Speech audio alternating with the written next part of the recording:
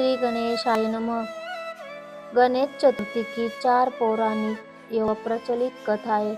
व्रत सुनने से दूर हो गए सारे संकट, मिलेगा अपार सुख। श्री गणेशाय नमः।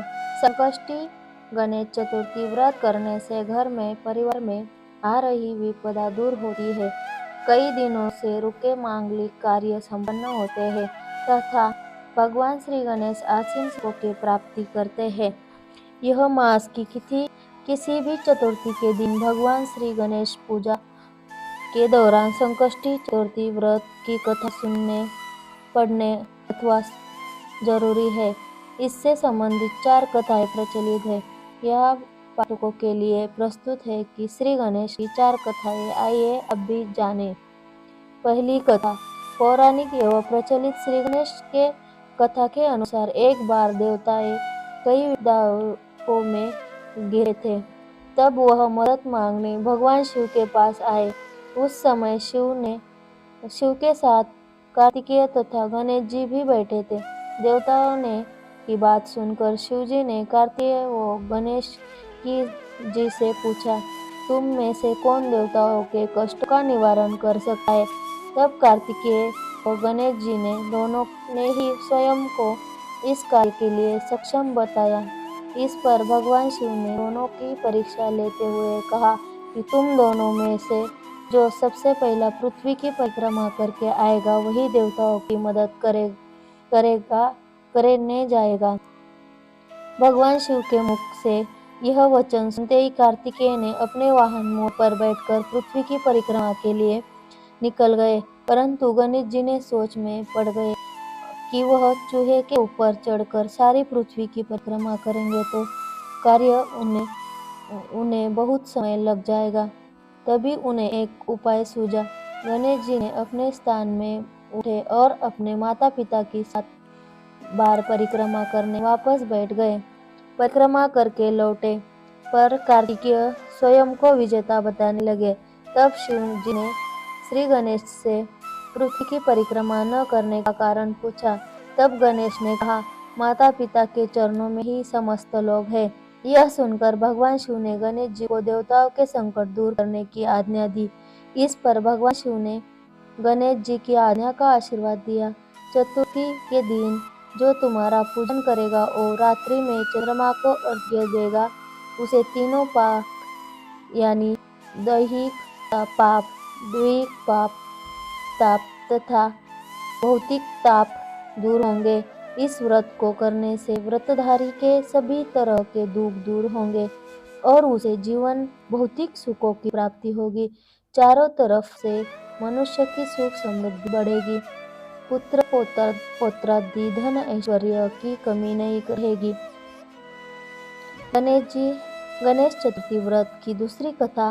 एक समय की बात है। राजा हरिश्चंद्र के राज्य में एक कुम्हार था। वह मिट्टी के बर्तन बनता था, लेकिन वे कच्चे रह जाते थे। एक पुजारी की सलाह पर उसने एक समस्या को दूर करने के लिए एक छोटे बालक को मिट्टी के बर्तनों के साथ आवा में डाल दिया। उस दिन संकष्टी चतुर्थी का दिन था। उस बच्चे की माँ अपने बेटे के लिए परेशान थी। उसने गणेश जी से बेटे से की कुशलता की प्रार्थना की। दूसरे दिन जब कुम्हार ने सुबह उठकर देखा तो आवा में उसके बर्तन में तो पक गए, लेकिन बच्चे का बाल बाका भी नहीं हुआ था।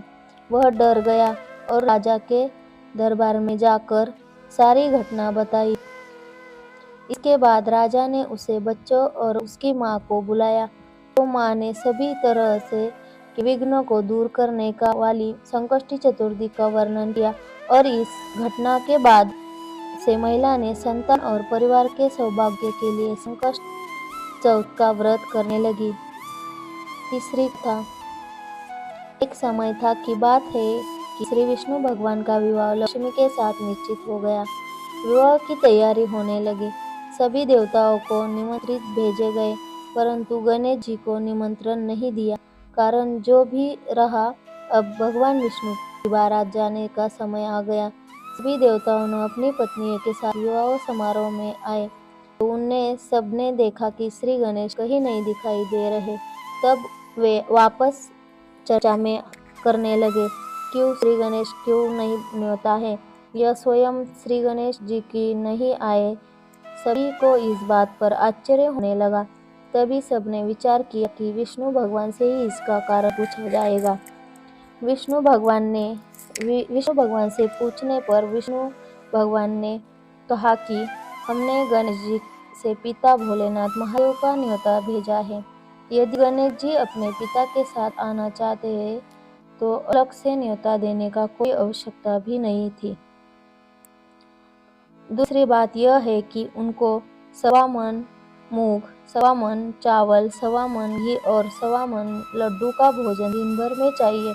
यदि गणेश जी नहीं आएंगे तो कोई बात नहीं, दूसरे घर जाकर इतना सारा खाना पीना अच्छा नहीं लगता।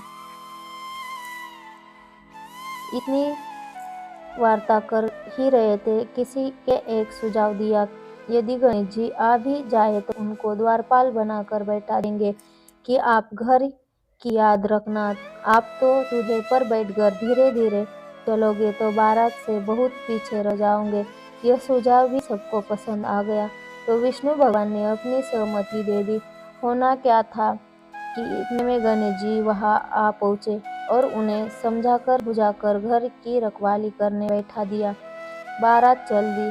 तब नारद जी ने देखा कि गणेश जी दरवाजे पर ही बैठे हुए हैं, तो वे गणेश जी को पास गए और रुकने का कारण पूछा।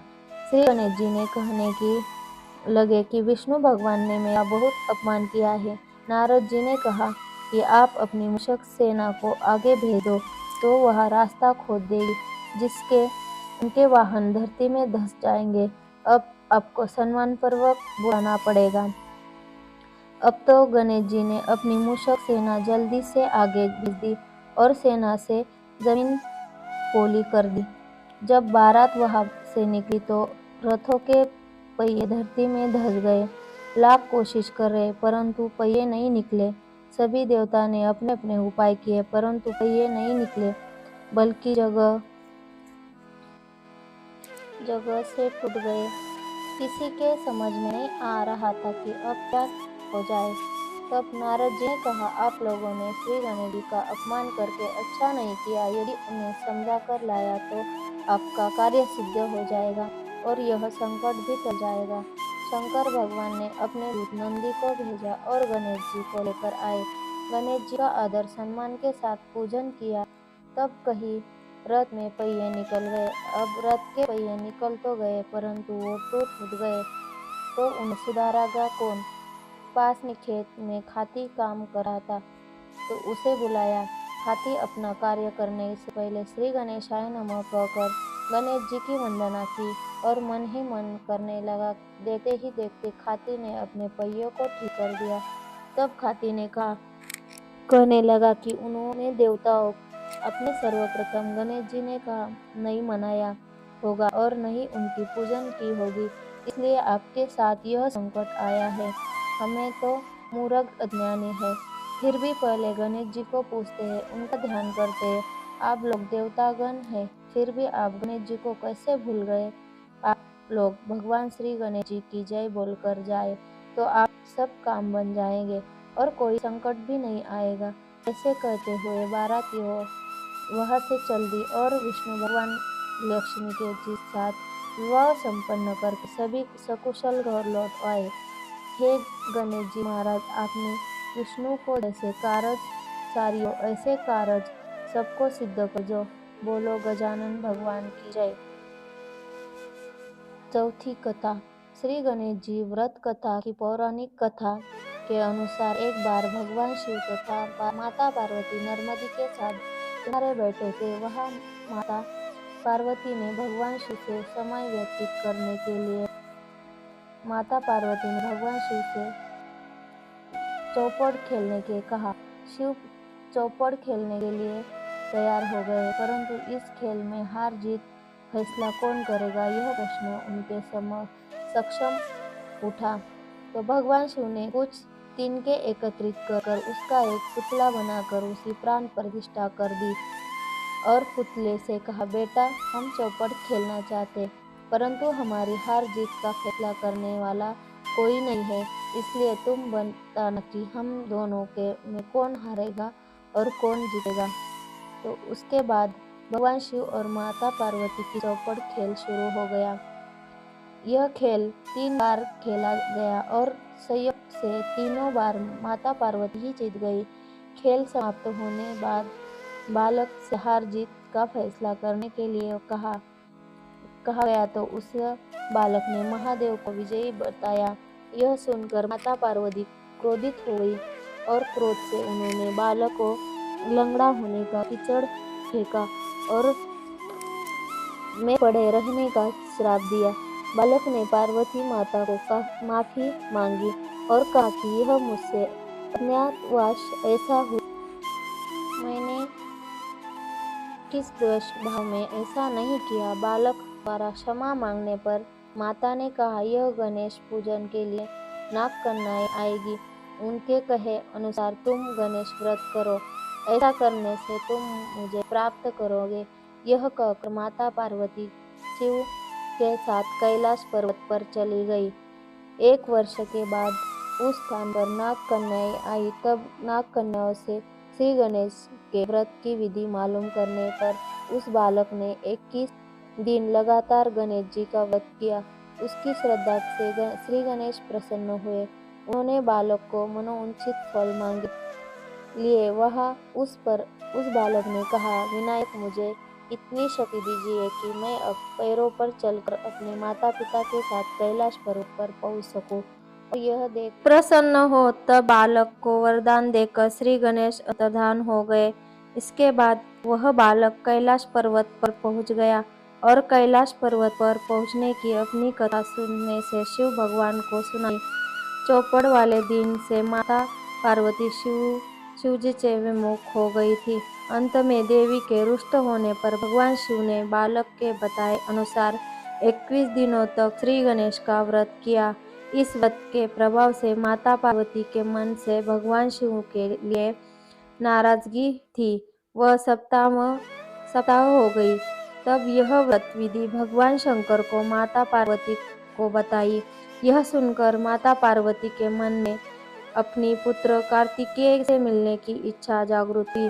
तब माता पार्वती ने भी 21 दिन तक श्री गणेश का व्रत किया तथा दुर्वा फूल और लड्डुओं से गणेश जी का पूजन अर्चन किया। व्रत से 21वें दिन कार्तिकेय स्वयं माता पार्वती जी के मिलने आए। उस दिन श्री गणेश चतुर्थी का यह व्रत समस्त मनोकामना की पूर्ति करने वाला व्रत माना जाता है। इस व्रत करने को मनुष्य के सारे कष्ट दूर होकर मनुष्य को समस्त सुख सुविधाएं प्राप्त होती है। माता पार्वती के कारण सुद्धुम को हर माह बदलना होता था। यह वीडियो आपको पसंद आया तो लाइक शेयर सब्सक्राइब जरूर करें और बेल आइकन भी दबाइए। धन्यवाद।